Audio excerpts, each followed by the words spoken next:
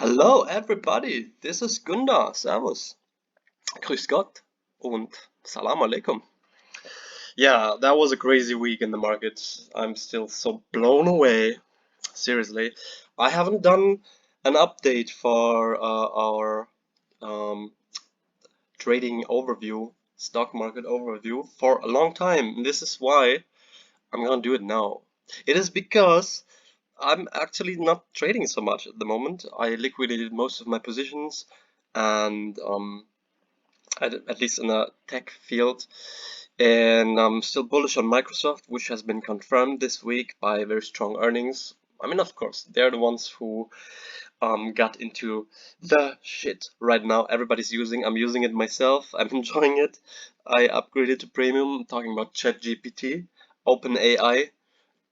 Wonderful. Apparently, 200 new AI tools are being released every day now. It's absolutely insane. So here we can see what is the US 100 doing, the Nasdaq. We can see it looked like we're gonna form some kind of peak here and we're gonna go down on the Bollinger Bands and maybe even retest these levels. But thanks to Microsoft, very solid earnings, we basically been like blown away, blown up here, and we made a new high. Yeah, and we confirmed it actually.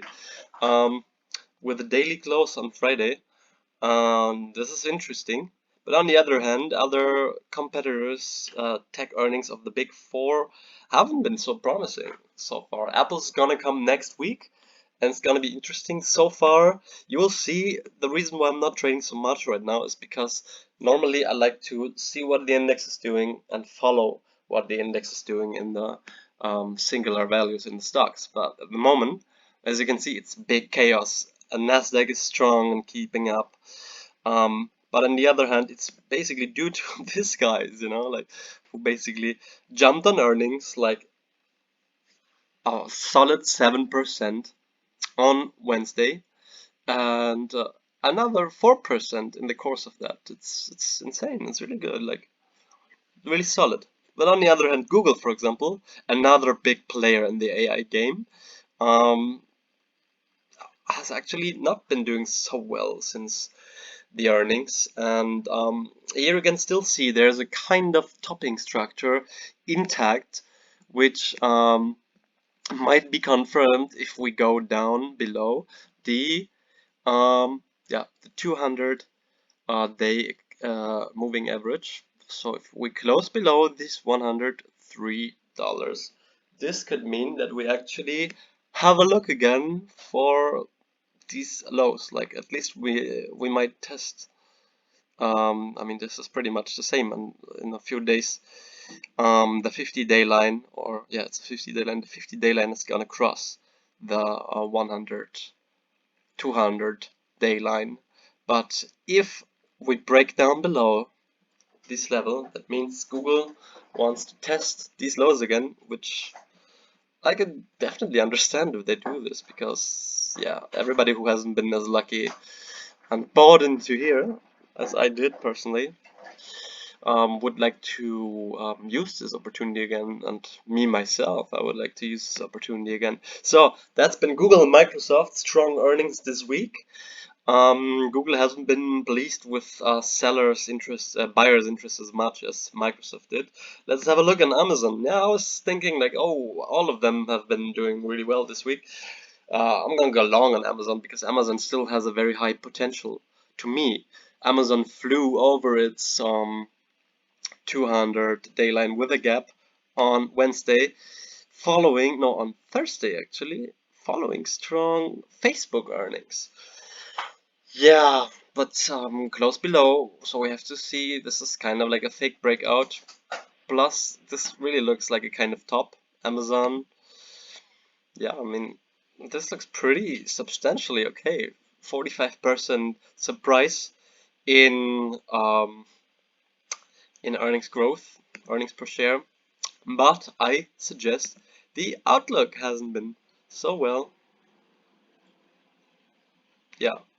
So, anyways, I continue to be bullish on tech. Normally, Amazon is not my favorite company. There was a trade again which didn't probably work out so well. Yeah.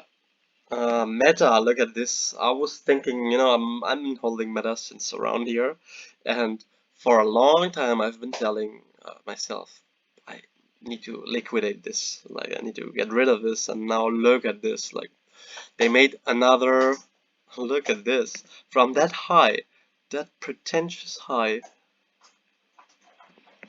in February 2, they made another 30%. Meta, the stock which has been slammed in all over 2022 for, I mean, we came from substantially high levels here, and that whole metaverse fantasy, it was clearly not playing off so well. But look at this, yeah, I mean,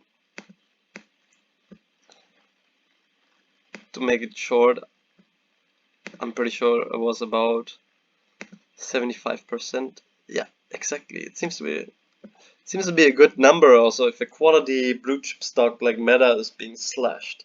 75, 77% is definitely a buy zone. I remember that day after earnings, their earnings per share, um, the ratio, the um, the price to earnings ratio was like 7 or something. It was extremely cheap for a speculative tech stock.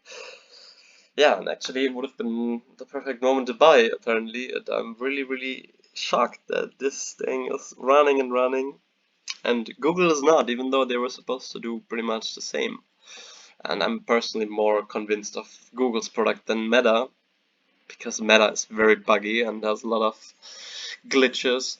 But apparently they make a lot of revenue with people who are actually not initially looking to buy something, just by everybody being able to contact these potential customers. So that was Meta, probably one of the better ones. Nvidia also insane running, but it looks like a top to me. If I wasn't witnessing what I was witnessing in all these other stocks, I would say short the shit out of that. But since we've seen what's happening to Meta lately, and Nvidia is one of these highly trendy and AI stocks, similar to Microsoft as well. I can't tell you to short this one. You shouldn't. Probably shouldn't.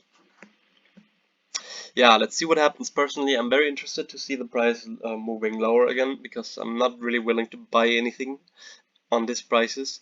Amazon was the exception, but actually Amazon is still very highly valuated. And that's probably the reason why investors are not really into buying it right now. Even though, I mean, the bottom also doesn't look that pretty. That's the European chart, it's like the Euro chart. But still we see an inverted head and shoulders pattern here. And strong buying pressure from around this $85 range, which would have been obviously a very, very good price to get into it again on March 13. That was basically the day when the Fed announced that they're gonna save the banks with cheap and easy money. Yeah, so this is what the blue chips, the sector leaders in tech are doing. But just to show you that it doesn't look so green and beautiful everywhere, I'm gonna show you the snowflake. Yeah, what's this? Um, they already made a pretty nice rally into the year from the 6th to, yeah, 40%, 46% gain in stock price over the course of the year since January, and they pretty much lost it all again. I mean, for me at least, if I look into my chart, which is this one, the TradeGate chart, I mean, look at this. The same price I bought her in, yeah, I mean, I bought her around here, I have to be honest, I didn't see that here coming. 45%, and pretty much for the same price that I bought her, I could buy her again now. And I'm actually considering to do it because this looks pretty much like a very nice bottoming structure. And the potential for Snowflake is still enormous. So these are the tech values. Let's have a look into, oh yeah, this is something that made me really sad to see. Cloudflare, what are you doing? Cloudflare, same as Snowflake, testing the lows again. Also, this was a stock which made almost 100%. And this is also telling us that stocks like Coinbase, but even Nvidia, which have been running up straight for like weeks now, they're not saved and they're not proven to stay on these levels. They could easily be catapulted down again into this range. Very sad, Snowflake. You know, Snowflake is one of the main partners of OpenAI on the ChatGPT project, so I actually expected they will make a lot of revenue and have a good guidance according to this as well. And now, yeah, who would have known? US dollar,